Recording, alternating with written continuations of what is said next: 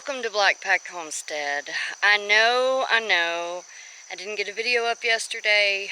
I had to sleep. I slept all day yesterday. Feeling a lot better today. So today we're going to give you two videos. The harvest is the next part in the series, and that will be out before this video today. And this video, which is me harvesting stuff that has been neglected because I felt bad. I've got a giant squash that I'm going to let keep growing so I can save its seeds. So let's start down here at this little garden walk, talk, harvest video. And we're going to start down here at the squashes because I feel like I've neglected showing you the squashes. I'm so focused on my rabbit damaged tomatoes. So let's take a look at all the squashes and melons that are growing, okay?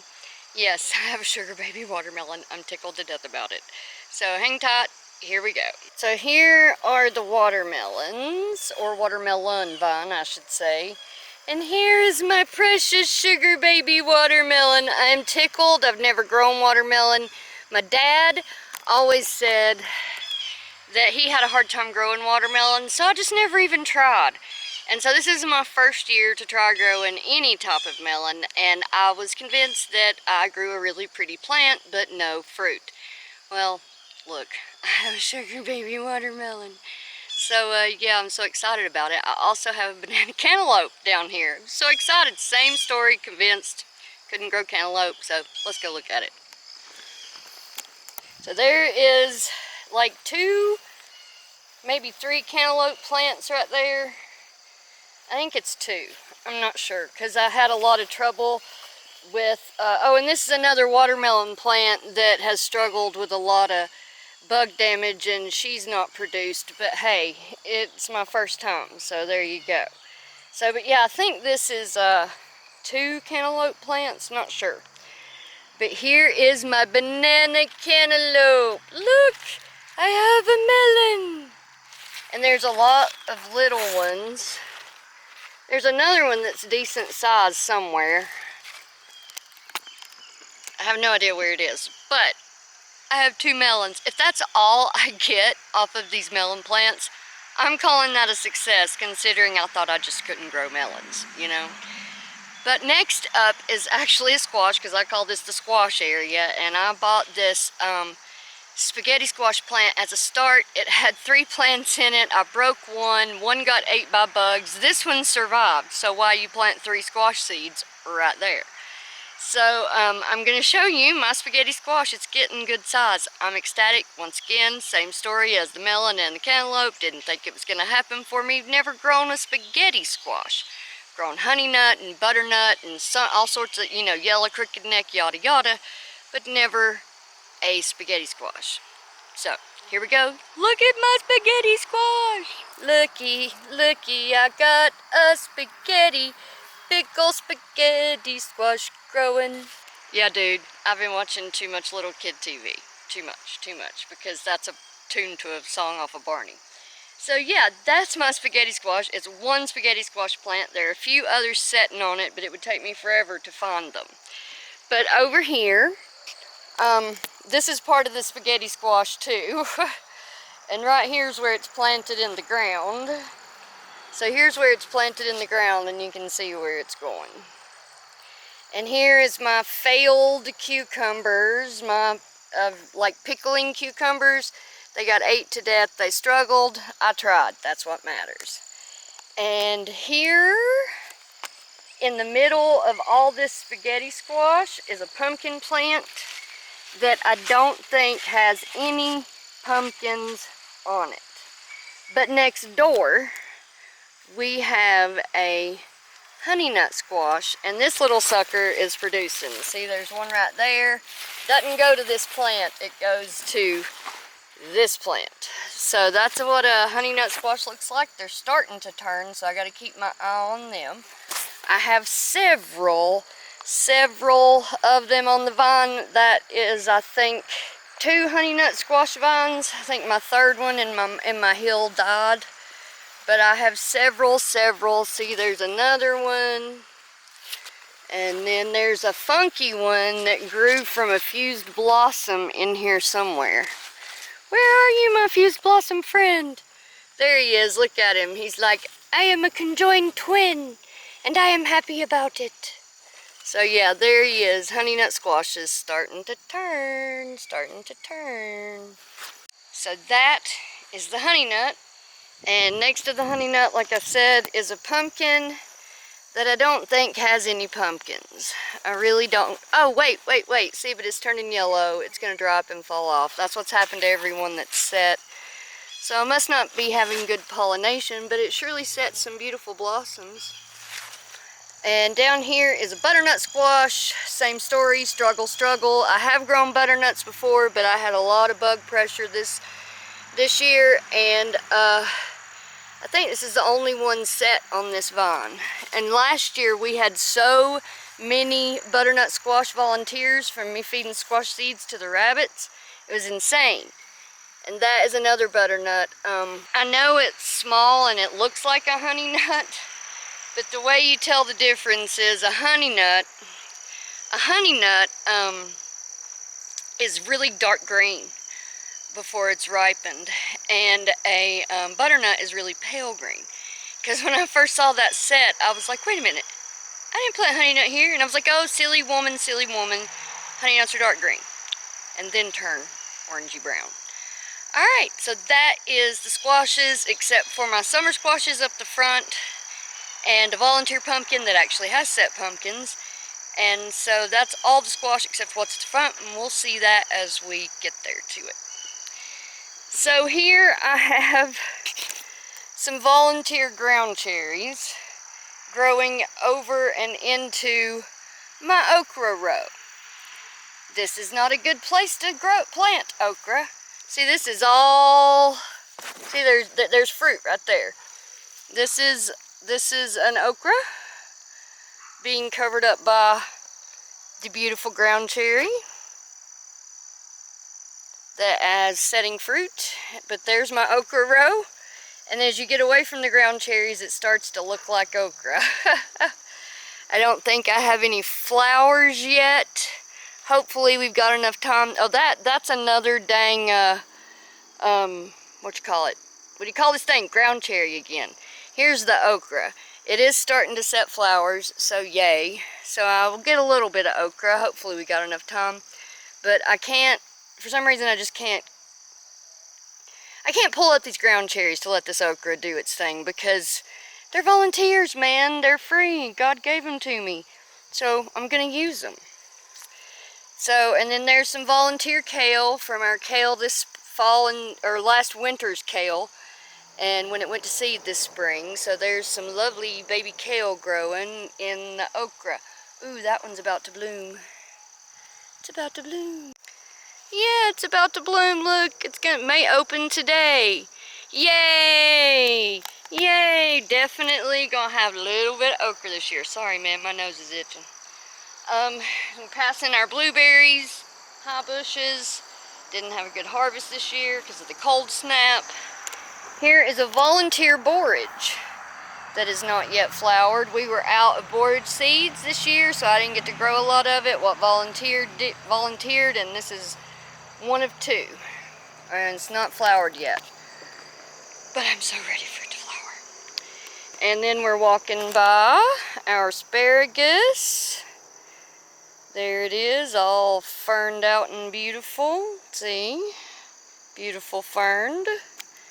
And then we're walking past the beans. The bean trellis. These are greasies, and they're runner beans, pole beans, whatever kind of beans. We got them from one of Chris's friends at work. A gentleman has grown them forever out in Black Mountain, and we've now grown them. This is our second year. So yeah, so we're finally setting flowers. I did get them planted late, so I've not got any beans yet, but here are the lovely flowers. And look how big and beautiful those leaves are. See, it's like, I'm gonna go to the tomato trellis. See, they're just stretching everywhere.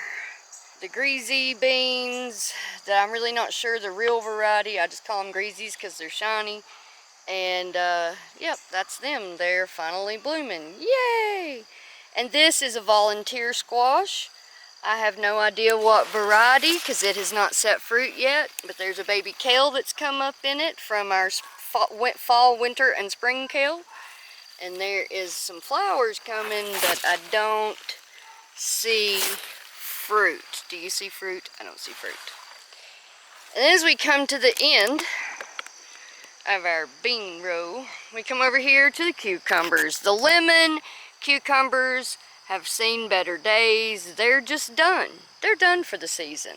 They're ready to have the last fruits harvested, and as you see, I've got a few hanging, and I'm just going to harvest all these that are big enough to harvest, and then I'm going to pull the plants out and I'm going to sow me some shelling peas, and hopefully they'll get over the trellis, because the cucumbers, I planted these cucumbers actually on time, one of the few things, sowed them direct, and they are just now meeting at the top of the arch trellis, as you can see. And there's a tomato that beat them to the top of the arch, and that's a volunteer cherry tomato. I'm pretty sure it's a Chadwick cherry. So yeah, that is the cucumbers, and they are going to be coming out shortly. So now we go from cucumbers into tomatoes and basil. And this is a pitiful oxheart plant that the top got ate by something, possibly a deer, possibly a rabbit when it was a baby. And it has one pink oxheart fruit on it. Yes, I'm letting this plant grow for that one fruit.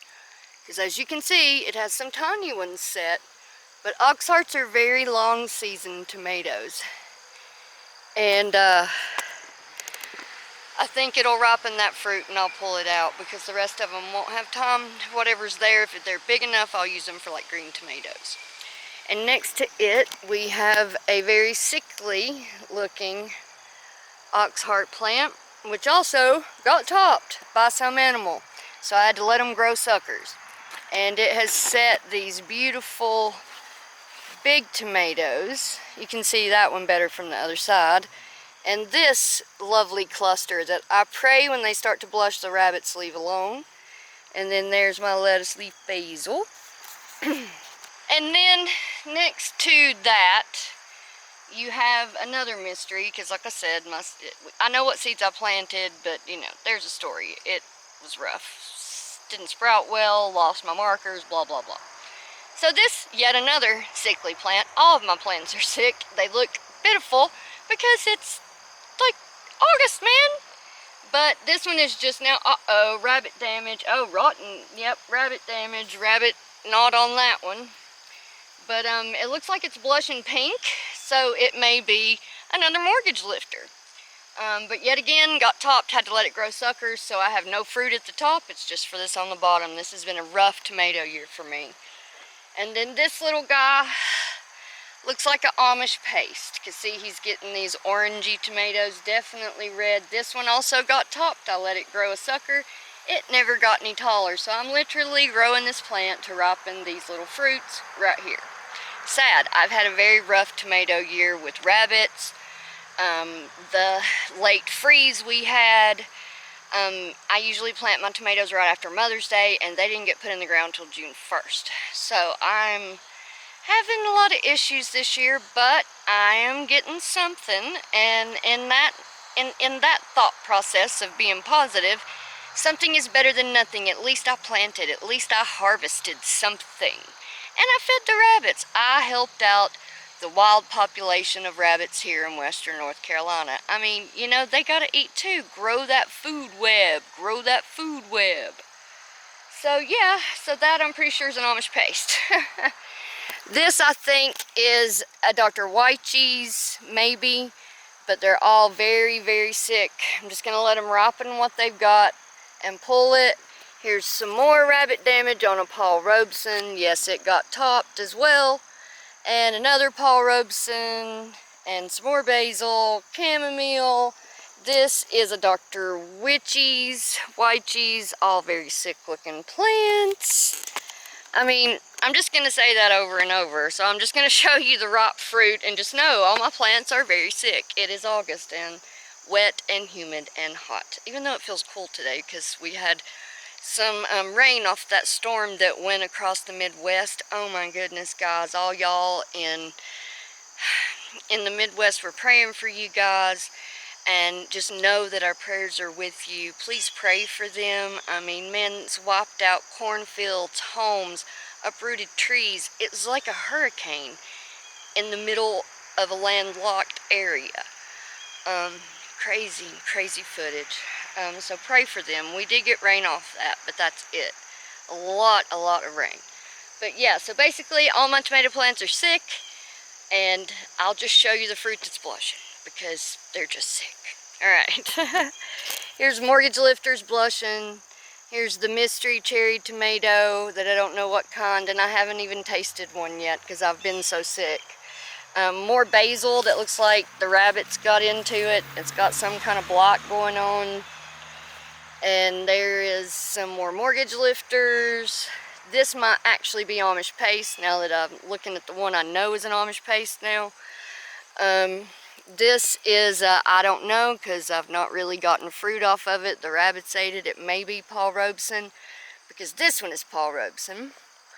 And this one is Paul Robeson. More basil that looks better. Holy basil, Batman! Can you believe this basil? Can you believe this? This is one plant. When I planted this plant, it was so tiny that, well, I can't even get to them, that I put rocks around the base so we would not step on it.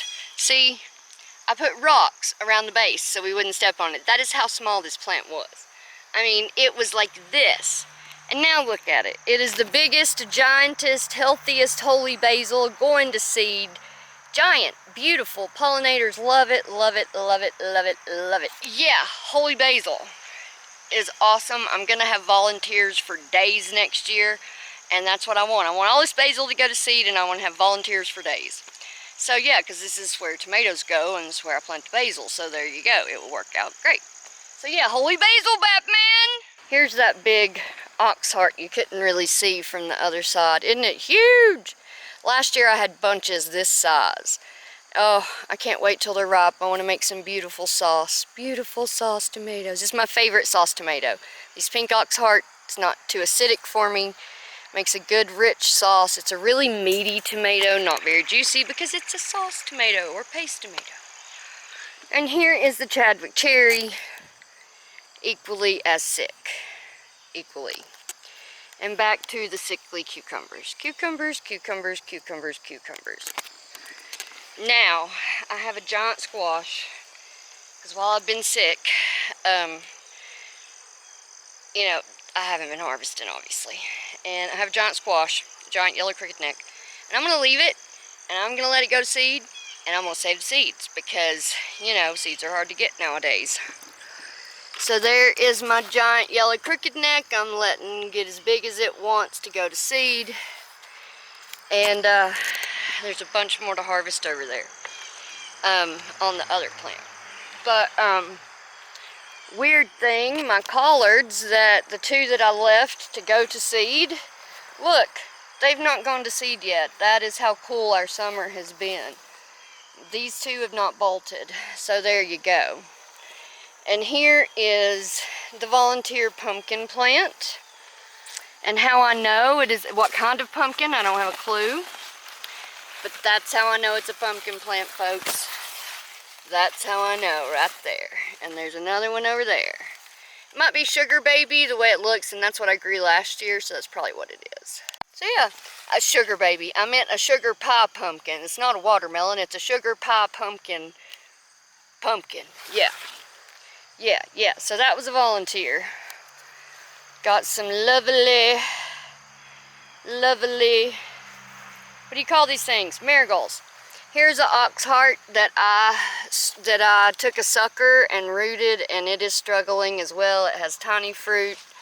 I don't know if it's gonna actually be harvestable before the first frost, because it is really a long season tomato, and I should have, like I said, I should have got them in the ground sooner, but the frost prohibited that. It's our jalapeno plant. It's my first time growing jalapenos, and I tell you, they're easy to grow, man. I crisped this plant in the ground.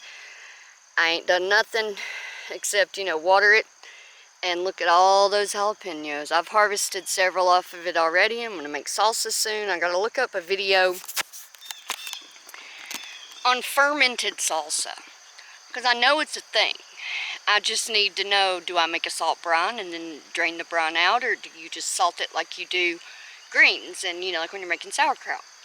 I don't know, but I'm going to find out, because that's the only reason I grew these peppers, was to put them in some salsa and get me used to eating spicy foods for the capsaicin benefits. Yeah, that's why.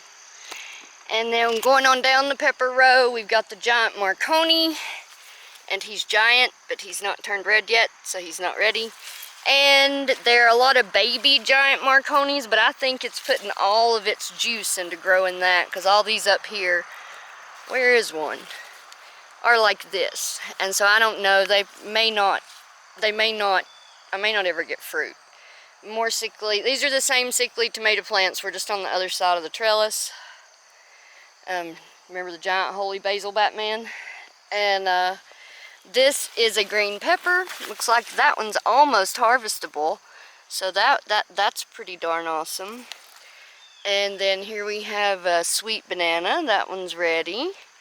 And some more holy basil Batman going, or that's not holy basil Batman, that's lettuce leaf basil Batman. And it's going to seed, yay.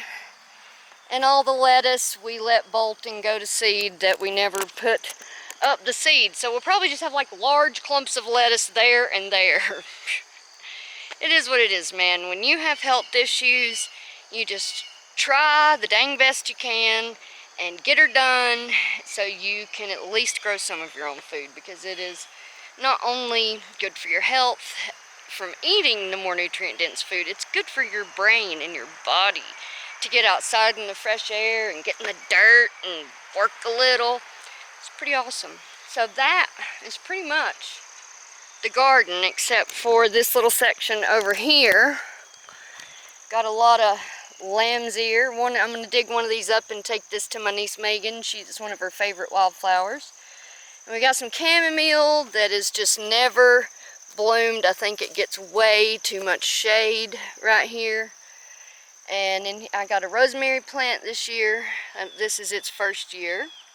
I always try to get a couple new herbs every year. And here's some chamomile that did. This is Roman chamomile. And there's some dill. I need to come harvest this stalk, and that will be done. And then over here you have a little bit more dill. And I've got a dill that I've laid down, and I'm letting it seed because I want dill everywhere. Dill, give me dill. So I'm just going to leave that laying there, and it'll shed those seeds, and I'll have dill come up right there next year. Yeah. So that is pretty much the garden. So I'm going to set you guys down, and I'm going to go harvest some of that squash and these tomatoes, and we'll see what we get. Okay? Y'all be the keepers of my water bottle. Okay? Don't let it go nowhere.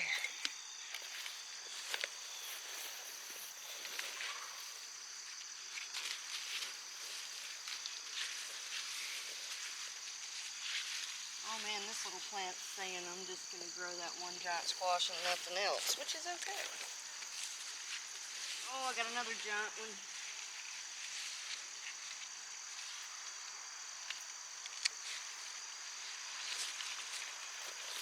It may still be edible, I don't know. If not, we'll feed it to the chickens. Oh my, I really should have done this yesterday.